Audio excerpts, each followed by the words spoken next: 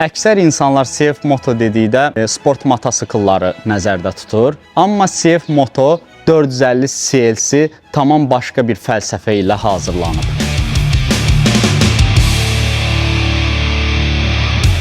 CF Moto dizaynda köhnə Amerika bobberlərinin ruhunu yeni müasir texnologiya ilə birləşdirib. Bu motosikl niyə fərqlidir? 449 cc olmasına baxmayaraq, bu motosikl tam bir canavardır. Bildiyiniz yeri cırmaqlayır. Paralel twin su soyutmalı Dodge bir motora sahibdir bu motosiklımız. 42 Nm torka sahib olan bu mühərrik bazardan asılı olaraq 40-44 at gücü arası dəyişir. Amma əsas məsələ rəqəmlər deyil. Kağız üzərində paralel twin olsa da mühərrik, hissiyatı və səsi V-twin xarakterinə daha yaxın hiss elətdirir. Bu motosiklın ən premium xüsusiyyətlərindən biri isə odur ki, kəmər ötürməsi, yəni belt drive olmasıdır. Belt drive'ın üstünlükləri isə ondan ibarətdir ki, daha səssiz olur, daha təmiz olur, zəncirli ötürmədən fərqli olaraq yağ sıçratmır, yağ baxımına ehtiyacı yoxdur və təbii ki, zəncirli ötürmədən fərqli olaraq daha az baxım tələb edir.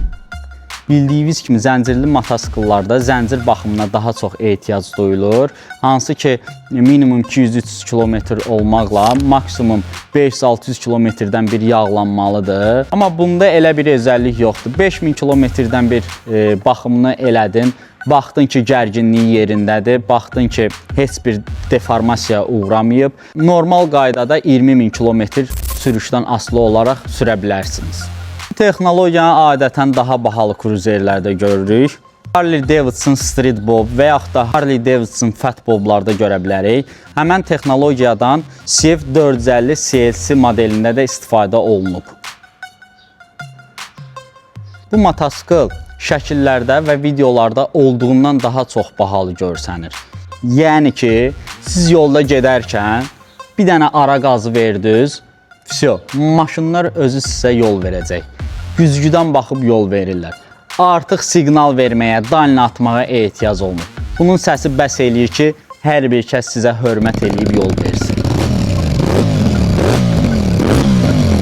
449 cc-yə malik olmağına baxmayaraq, eyni zamanda zavod egzoz sistemi ilə çox mükəmməl bir səsə sahibdir. Bu motosiklın sükanının önə çıxması, ayaqların qoyuluş mövqeyi və oturacağın alçaq olması qıraqdan baxan insanlar üçün daha aqressiv, daha cool görünüş yaradır.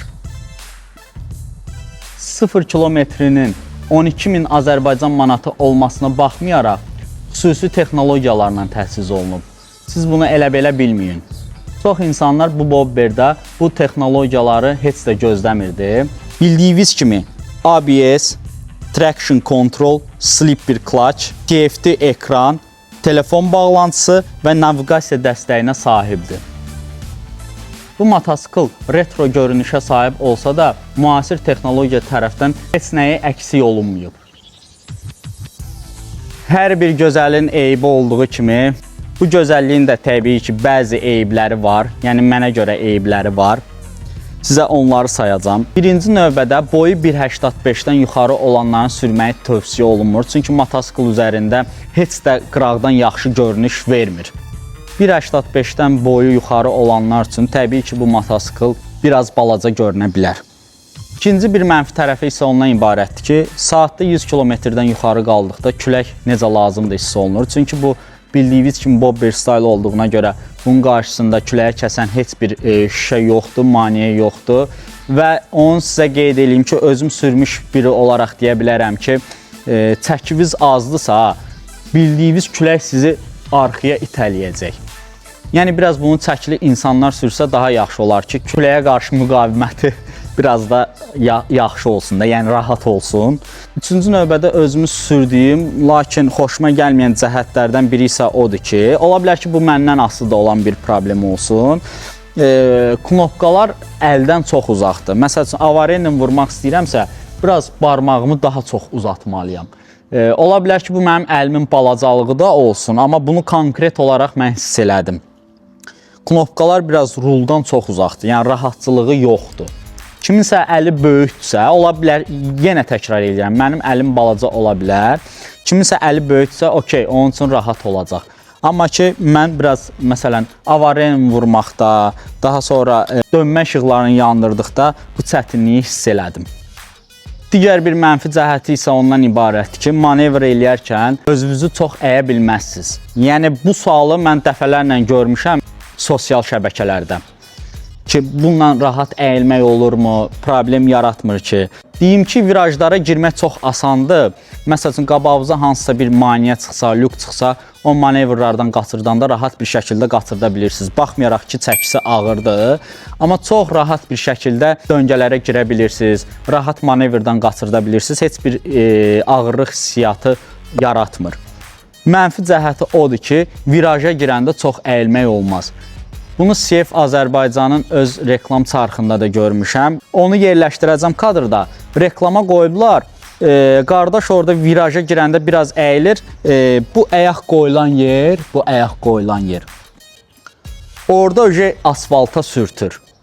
Belə şeylərdə diqqətli olmaq lazımdır ki, problem yaranmasın. Diviz 450 CL'sinin həm bobber stili var, həm də cruiser stili var. Sizə onların da fərqlərini izah edeyim. 450 CL'si bobberdə motosikl daha qısa versiyada olur, oturacaqlar kəsilir. Bobber stili cruiser bazasında daha qısa və daha aqressiv görünüşə malikdir. Digər özəlliyi ondan ibarətdir ki, tək bir oturacağa sahib olur. Bayaq qeyd elədiyim kimi, vizual olaraq isə cruiserdən fərqli olaraq daha yığcam görünüşə sahib olur. Cruiserlər isə daha rahat sürüş üçün yaradılan motosikl sinifidir. Xüsusiyyətləri isə bundan ibarətdir ki, ayaqlar biraz daha qabaqda olur. Sükan isə bobberdən fərqli olaraq daha rahat mövqedə olur. Və siz cruiserdə əyləşərkən daha yumşaq oturuşa malik olursunuz. Və bundan fərqli olaraq orada arxa palçıqlığın üzərində, arxa dəmirinin üzərində sərnişin üçün oturmağa xüsusi yerdə ayrılıbdır. Bunu da sizə videoda göstərəcəyik. Və bu motosiklımızın digər bobberlərdən fərqi ondan ibarətdir ki, dedik ki, bobberlərdə oturacaq bir nəfər üçün nəzərdə tutulub. Amma bu çox gözəl bir custom olunub. Buradan hər iki tərəfdən dəmirləri dartdıq.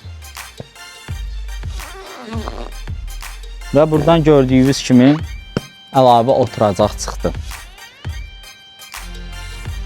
Amma sizə onu qeyd edeyim ki, oturacaq çox minimalistikdir. Yəni biraz iri həcmli insanlar üçün narahatlıq verə bilər. İstədiyiniz kimi də bu şəkildə təzədən yığışdırıb rahat bobber stilində sürə bilərsiniz. Baxmayaraq ki, Çin malıdır, baxmayaraq ki, 450 kubdur. Yəni 12.000 manata həqiqətən də bu motosikl mənə görə dəyər. Çox gözəl görünüşə sahibdir. Qeyd elədiyim kimi torku da mükəmməldir.